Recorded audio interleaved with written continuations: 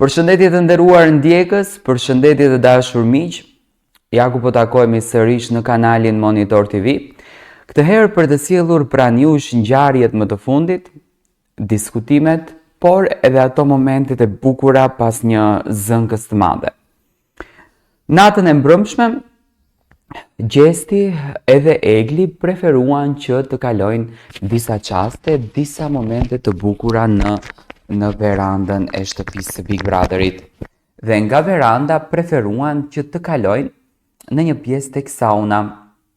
Tek sauna menduam që do të argëtoheshin pafund, do të kënaqeshin pafund, do ta shijonin të gjithë momentin, por gjithmonë duke besuar aty ku ka dashuri,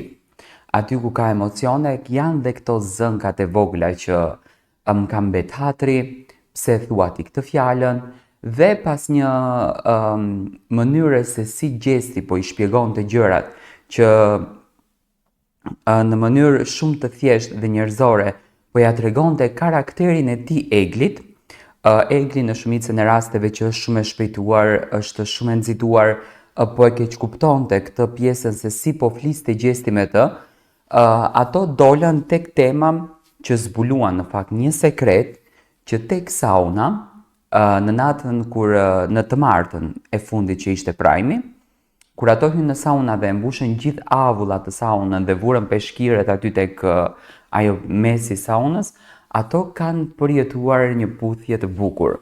Dhe Egli a tha Gjestit që ti mua më puth non stop, ku s'ka kamera, futesh në dollap, nuk e di a keni parë dhe këtë momentin ditën e djeshme që të dy ishin në dollap dhe do me thënë që të dy putheshin aty, dhe asnjëherë nuk e bën këtë gjën publike, asnjëherë nuk e bën këtë gjën në sy të njerëzve, cila është ajo frika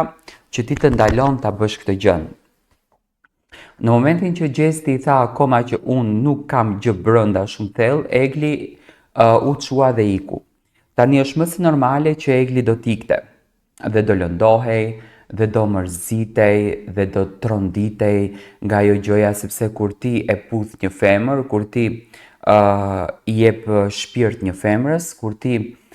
jep dashuri një femrës, me patjetër më që ka ndjenja brenda teje, pa marrë parasysh cila është ajo, a është më thellë apo është më lart ndjenja, ka ndjenja brenda teje. Por siç duket tek Egli edhe te Gjesti janë akoma këto problemet e ndjenjës.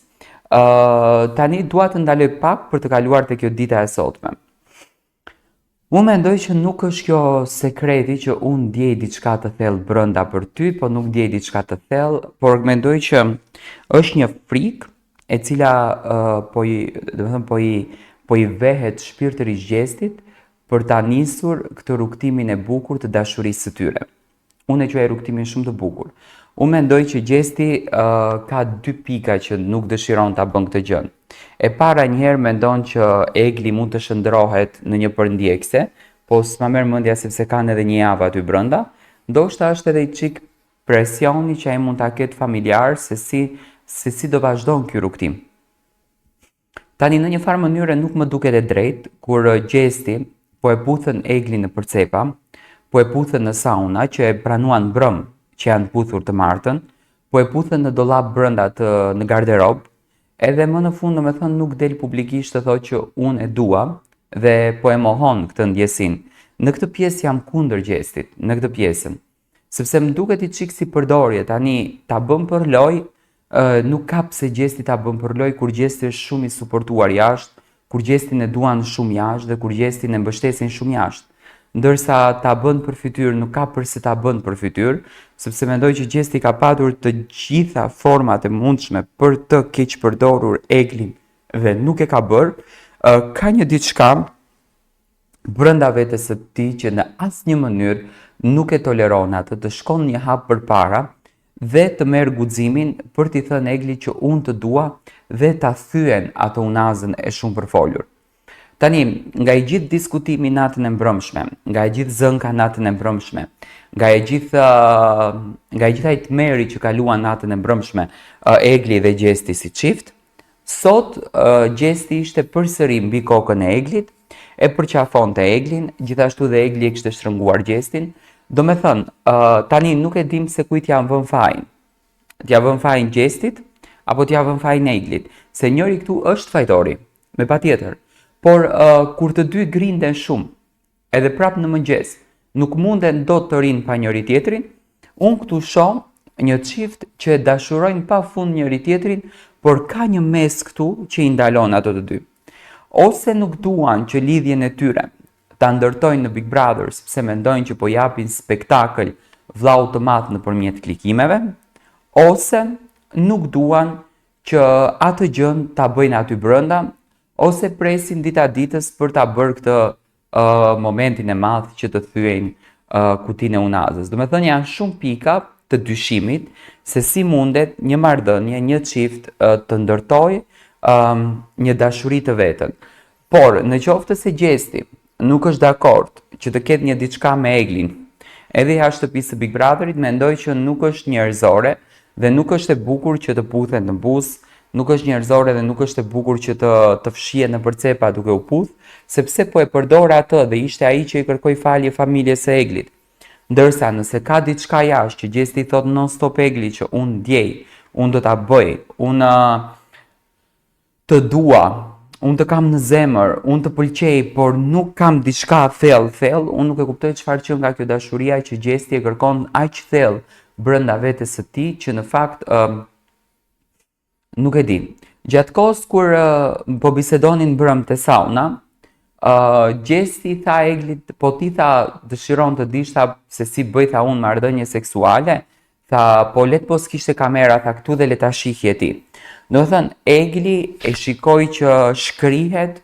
në prezencën e Gjestit, shkrihet në fjalët e Gjestit, shkrihet në mënyrën se Gjesti si i thot gjërat. Egli shkrihet pafund. Ndërsa Gjesti është pak më i përmbajtur. Mund të jetë edhe kjo gjëja që Gjesti ka hyrë për të fituar këtë Big Brother, sipas lojës që ata po shohin brenda shtëpisë, duke mos patur asnjë lloj mundësie të shohin jashtë. Gjestit po i prishen kryesisht matematika sepse finalistja e parë shkoi Rozana dhe i dyti Laerti,